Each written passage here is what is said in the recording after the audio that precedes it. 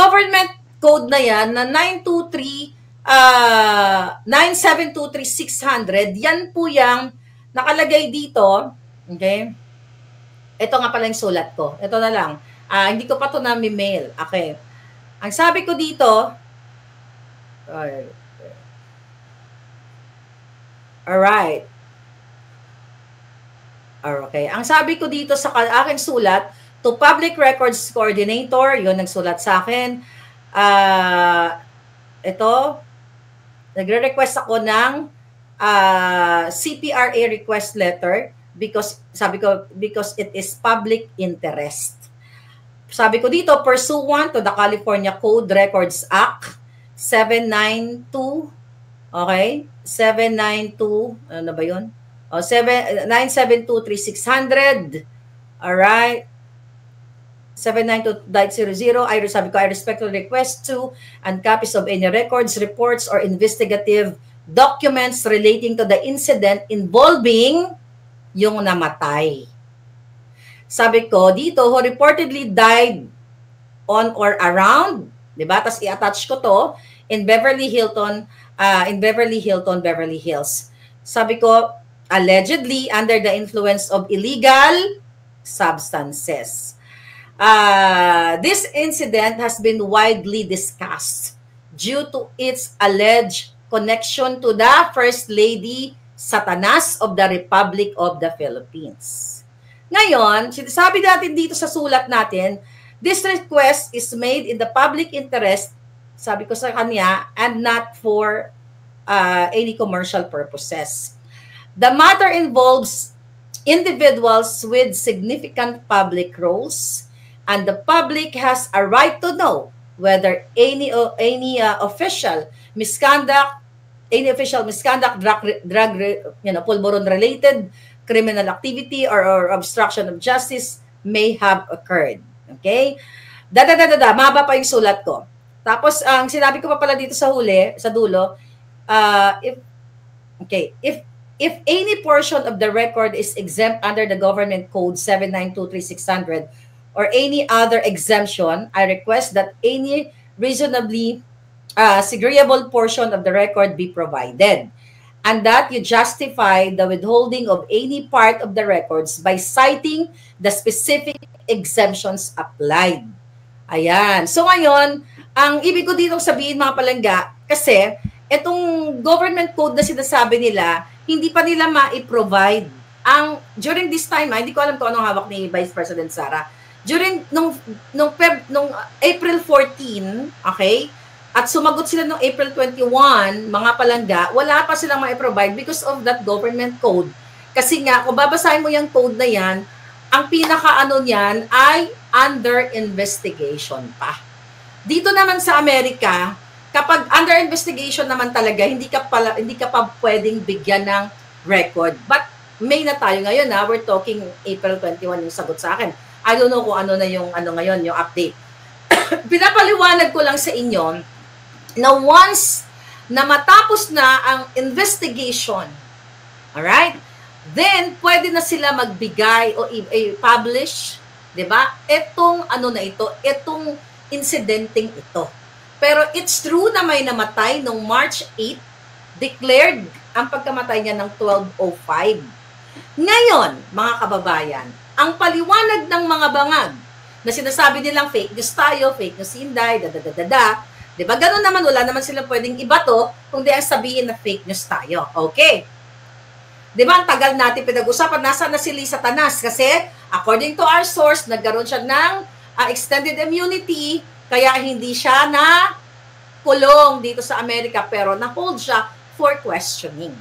Ngayon, siguro nanonood naman kayo ng mga balita kahit papaano at narinig nyo yung depensa nitong mga bangag. Ang sabi ni Clarissa Taratara, nakapanood ko na fake news daw tayo kasi daw March 10, right? March 10, 2025 ay dumating na si Lisa Tanas sa Pilipinas. Alright. Ngayon, March 11, nagkaroon na raw ng Girl Scout event, So, mga kababayan, okay, kung ito ay nangyari ng March 8 dito sa Pilipinas. 11:30 is around plus 16 tayo, di ba? It's around 3 a.m. Magdudamat nga kayo. It's around 3 a.m. sa Pilipinas. Kung 11:30, nireport itong insidenteng ito, mga kababayan, so sa makatuwid, ang petsa sa Pilipinas, dahil advanced tayo dyan, plus 16 tayo, ay March 9, 2025. Okay? So ngayon, eto nga ang isang malaking tanong. March 8, nandito pa si Lisa Tanas sa Amerika. Nandoon pa siya sa Noy Pits, doon sa Long Beach area. Long Beach ba yun? Is it Long Beach or anong sakop yun? Somewhere there. Cerritos pala. Okay? So, March 8, nandoon pa si Lisa Tanas, nagpa-party-party. Okay? Ngayon, bakit ko alam? Nandoon yung mga kaibigan ko, mga kakilala ko. Alright? Na nagpa-party. Ang sabi nga ng mga kaibigan, nag-send pa nga sa akin ng picture. Ang sabi ng mga kaibigan ko, ang nget pa ni Lisa Tanas, tuyot na tuyot, at ang kanyang mukha, mukhang formalin, tusok-tusok. At hindi sila nagpa-picture at walang kaklas-klas. Pag lumamon, parang baboy. Walang kaklas-klas. So, March 8 ng gabi, nandito pa sila sa Tanas. Pero tignan nyo kung gaano ka walang puso, gaano ka sinungaling ang buwaka ng inang mga ito. Namatay yung iyong kasama sa entourage. Asawa ito ng iyong appointee na si Dina. Okay? Nandyan, kasama dyan sa Malacanang. Namatayan ka ng kasama mo. Tayo, magkakaibigan tayo, namatayan ka. Namatay, dineclared ng March 8, 12:05. Nagpa-party ka pa sa Cerritos, sa Noy Pits. Alam nyo yan, kayo mga taga Noy Pits dito. Ay, taga Noy Pits, taga Cerritos. Ando doon yung mga kaibigan ko. Ang dami kong kaibigan in the past na in and out sa consulate, yung mga tao dyan sa community, nando doon sila. So, kailan lumipad si Lisa Tanas? Right after ng party? O ipagpalagay na natin, kasi nuknukan sila ng kasinungalingan. Ipagpalagay na natin na yes, dumating siya ng March 10. Okay? Pero anong klaseng demonyo ito? Okay? Namatay? Ito yan, mga kababayan. Ito. Hindi tayo gumagawa ng kwento dito.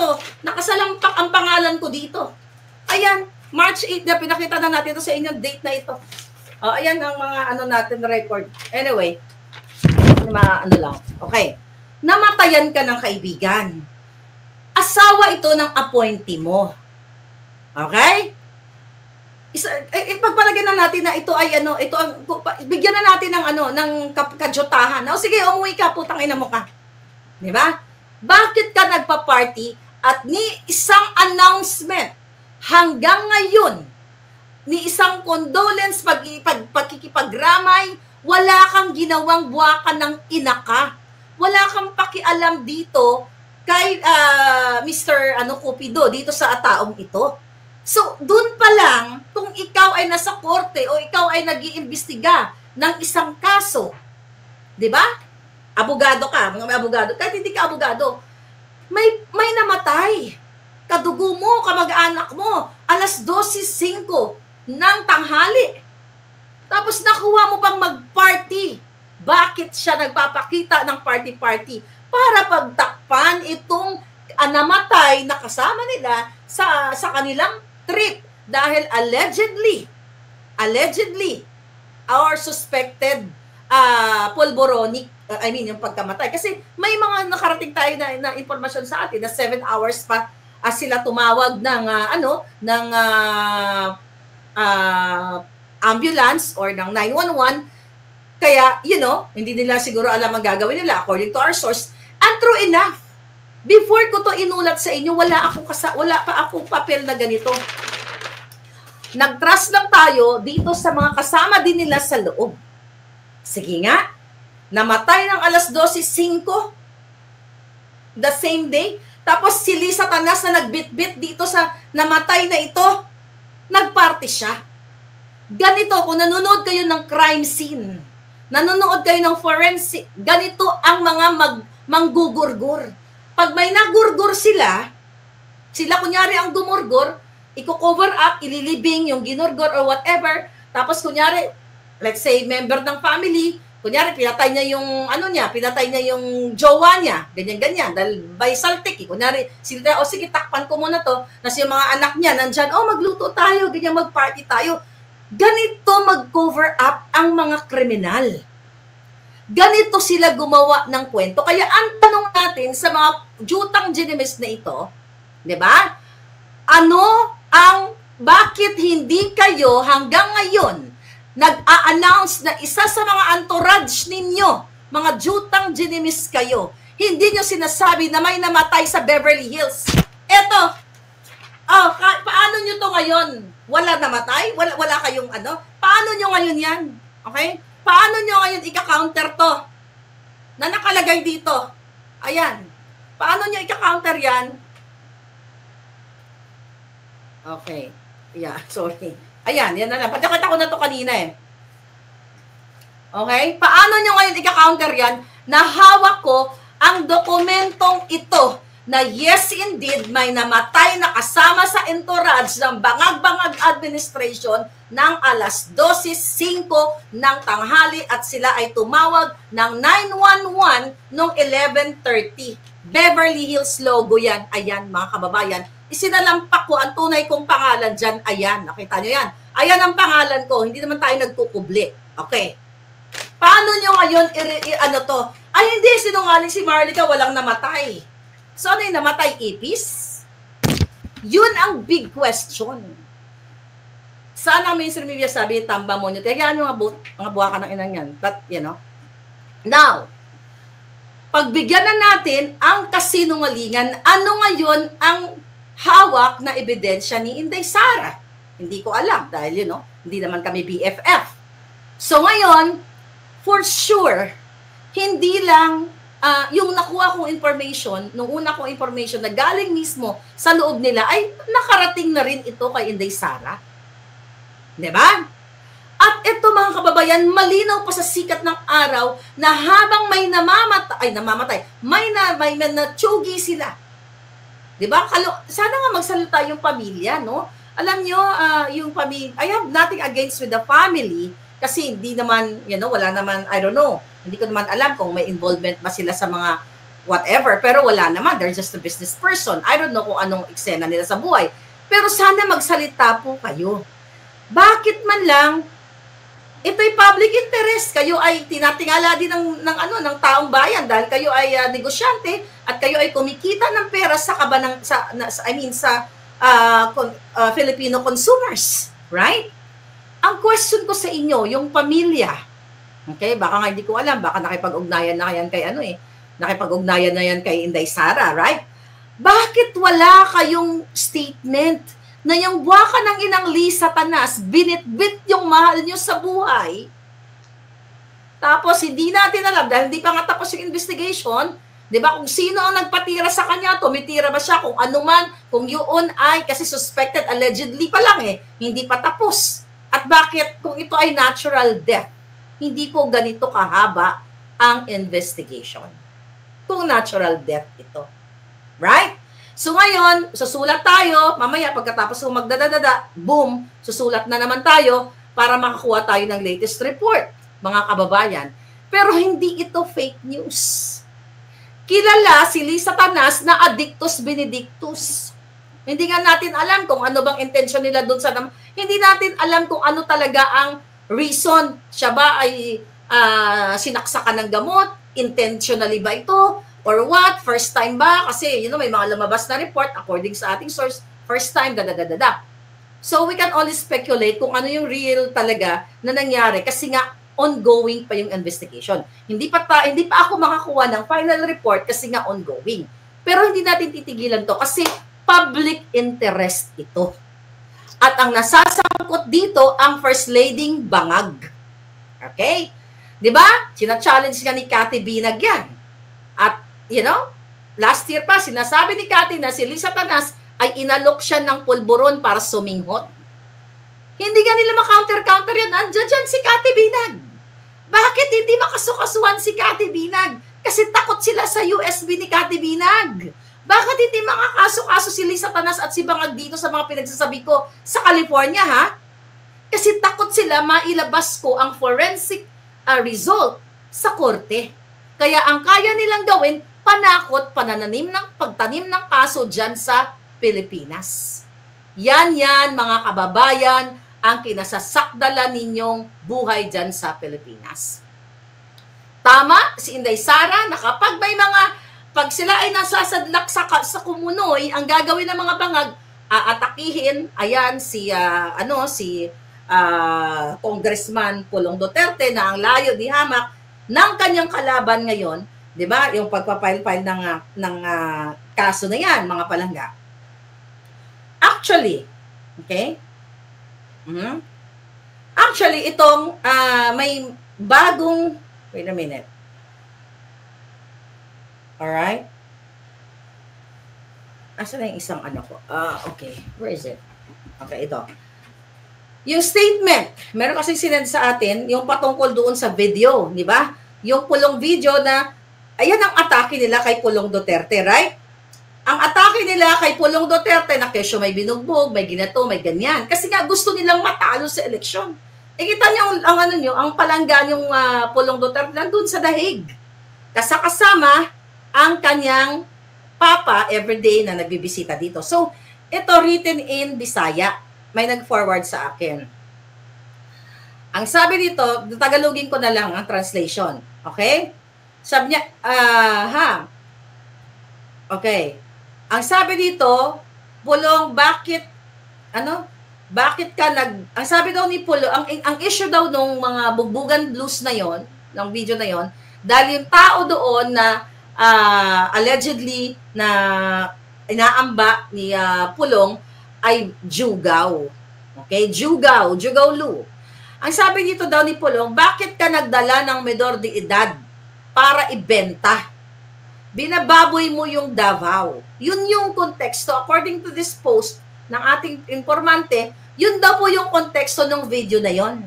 Ang sabi ni Pulong, bakit ka nagdadala ng menor de edad para ibenta? Binababoy mo ang Davao. Tapos sabi ng taong yon, yung Joba sa video daw, pasensya na po sir, yun lang po kasi ang ikinabubuhay ko. May umorder po kasi sa akin ng babae. Ang sabi daw ni Pulong, huwag mong dudumihan ang lungsod naming nililinis namin dito. Sabi niya, sasaktan kita ngayon, matigas ka ha, matigas ka. Tapos ginanon yata sa Julo. Tapos sabi niya, sabi niya, pasensya na po sir, hindi ko na po uulitin. Ang sabi ni Pulong, lumayas ka dito kung ayaw mong tarakan kita. Ayan. Hindi yun exact word word ko yun. Ko gamit itong hawak daw niya. Ito daw yung konteksto ng video na yon. So, yun dahil daw ito inilabas, according dun sa mga nabasa nating mga comment, para sirain ang kandidatura ni Paulo Duterte. Ang layo niya di hamak sa kanyang kalaban, kahit hindi siya mangampanya, talo na siya. Kaya nga, di ba sabi ni Vice President Sara sa kanyang mga interview, ganito yung ginagawa ng mga bangag. Kapag sila ay natatalo, may ginagawa silang katarantaduhan at nabubulgar sila, titirahin nila yung mga Duterte kasi Pangulong Duterte ay pinakidnap nila. Di ba? Nakita ninyo. So ngayon, mga kababayan, isa pa sa kasinungalingan, okay, ito ang isa pa sa kasinungalingan ng bangag administration na ito, bagong-bago ang kanilang kasinungalingan na sinabi daw, sabi ni Clarissa Taratara, ay nangako si Pangulong Duterte na ibaba ng 7 pesos per kilo ang bigas. Dito sa video na to, maririnig ninyo kung gaano kabobo ang isang abogagang Shongabels na si Clarissa Taratara. Here we go. Pakinggan muna natin tong interview sa kanya ni Eden, kapangalan ko pala siya, ng Abante. Ito sa nabanggit ninyong 7 pisong baba ng Duterte administration. Nawala ng battery. Pwede po ba ninyong i-clarify yun kung talagang 7 piso, gagawin 7 piso kada kilo yung bigas that time? Or yung sinasabi po ng dating Pangulo na reduce o bawasan lang ng 7 piso yung presyo po ng bigas? Nasa news na po yan. Okay. Tinatanong siya ni Eden ng Abante Radio na yung bang sinasabi niyo po doon sa vlog niya, kasi nag-vlog siya, na sinasabi daw ni Pangulong Duterte na 7 pesos na kilo ng bigas, ay na 7 pesos na 7 pesos is presyo ng bigas ba na 7 pesos per kilo or ito ay pagbaba lamang? Pakinggan niyo para maintindihan niyo yung konteksto. Hindi po niyong i-refer po ang news. Nasa news na daw. So, malinaw po na reduce po yung nabanggit. Pero kayo sabi ninyo sa inyong vlog po ba yun or whatever, yung 7 piso. Sabi ni Eden, malinaw po na ang sinabi ay reduce. Ibig sabihin si Pangulong Duterte, di ba may parin natin sinabi ni Pangulong, i-reduce. I-reduce, ibig sabihin babaan ng presyo. Kung 50 pesos ang kilo ng bigas, bababaan ng 7 piso, magiging 43 na lang. Pero itong Syunga Bells na ito, mga palangga, net 25 ba ito? Net 25 daw? Okay. Net 25 daw pala siya, hindi siya Abante. Okay, go. Sorry naman. Kasi Abante to. Abante kasi yung nagbalita. Okay, go. Sabi niyo pa nga ako 7 piso at parang sort of ganun. Hindi po yata yun nabanggit sa press briefing. Okay. Ang sabi ni Clarissa Tara, hindi po yata nabanggit yun sa press briefing. Listen. Hindi po sa press briefing. Parang you're talking na pinapakita niyo pa yung SONA something ni TRRD para lang po magkaroon ng sa halip na... Hindi po yung pahayag ng... Okay. Sabi niya, para lang po magkaroon ng siguro ng kalinawan dahil sinasabi nitong gagang ito sa kanyang vlog na sinasabi daw ni Pangulong Duterte na ang bigas ay ibababa sa 7 pesos per kilo. Ito'y fake news talaga tong hunghang na ito. Pakinggan niyo. Pangulo. Nandito po tayo. Dahil lang, sabi niya. Sa ng sa halip Hindi na... po yung pahayag ng Pangulo. Nandito po tayo sa ating press briefing para ihayag po ang direktiba, announcements ng palasyo. Hindi po patungkol sa aking pag-vlog. Okay. Pakinggan niyo. Yung tinatanong ni Eden na nililinaw niya na ang sinasabi ni Pangulong Duterte ay reduce the price of rice, not gawing 7 pesos per kilo. So, ginigit ng sinungaling ng buwaka ng inang ito. Hindi daw yon sinabi, hindi daw yun kasama dun sa press briefing niya. Ang sabi ni Eden, oo, sinabi nyo somewhere sa vlog ba yun or whatever. Listen. Di ba nabanggit ko lang po yung vlog po, para lang po hindi Eden, pasensya na po, hindi po ako makakasagot ng anumang sinabi ko outside from this press briefing. Kung ano man ang aking naging opinion personal, pag-usapan natin sa labas at hindi dito po. Okay. Kasi po parang... Okay. Putulog ka muna. Diba? Hindi na siya makapagsalita. Kung ano daw yung opinion niyang personal, hindi pwede pag-usapan dito. Mga kababayan, hindi po yun opinion. Fake news niya yun. Kita mong putang inang ito, sukol na. Nagsisinungaling pa. Kung tirahin niya ang Pangulong Duterte, di ba? Nasasabihin, ilagay niya sa bunganga niya na sinabi daw ni PRRD na 7 pesos, gawin 7 pesos per kilo ang bigas. Ganito kasinungaling ang mga alagad ng mga bangag. So you have to wake up. Patuloy natin si Eden. Makaka-apekto rin po dun sa mga ng Pangulo na medyo iba yung nababalit. Miss Eden, kung ano po ang inyong...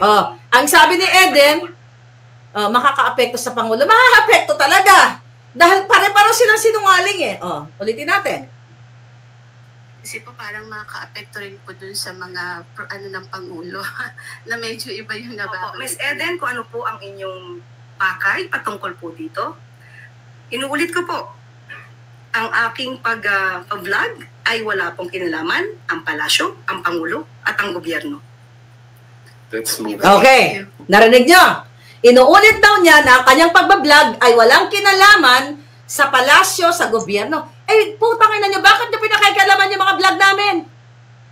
Dahil ang pagsasalita namin ay na hindi naman nagre-representa sa Pangulo niyong bangag. Tapos itong hinayupak na to, pag nagsinungaling, hindi papatawag ng TRICOM? O, ito. Ito ang sinabi ni Pangulong Duterte.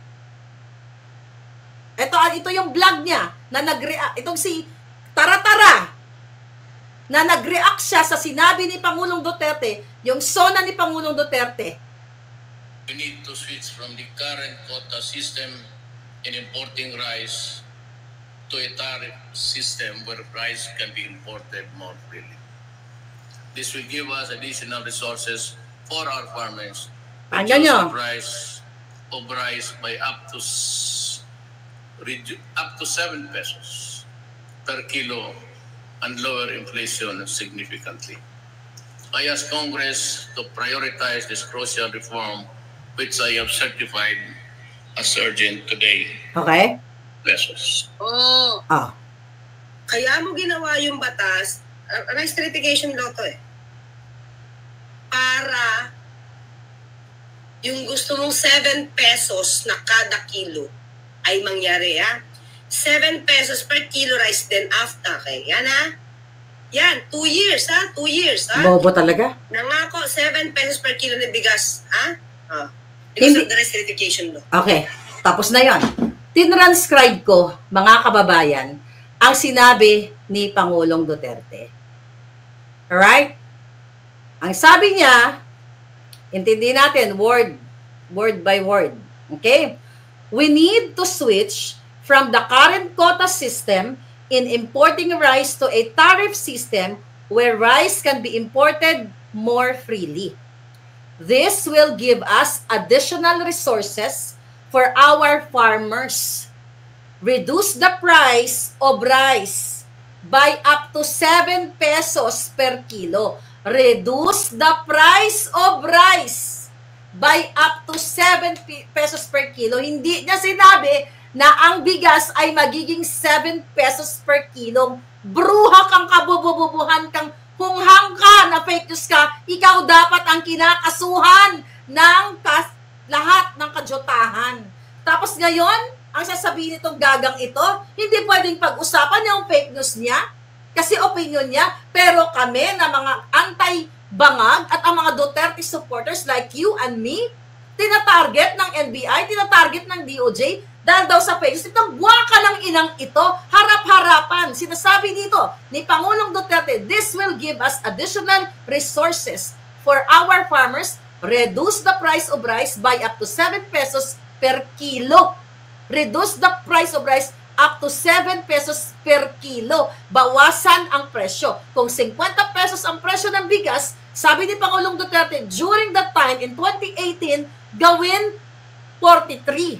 Hindi sinabi gawin 43, whatever the price of rice during the time. So, bawasan ng 7 pesos per kilo and lower inflation significantly. Sabi niya, I ask Congress to prioritize the crucial reform which I have certified as urgent today. Ngayon, mga kababayan, ngayon nakita niyo na sinasabi niya, ayan, nangako siya, 7 pesos, pangkanto at pangbangag yung kanyang vlog. Kaya never kong pinapanood yung gagang yan.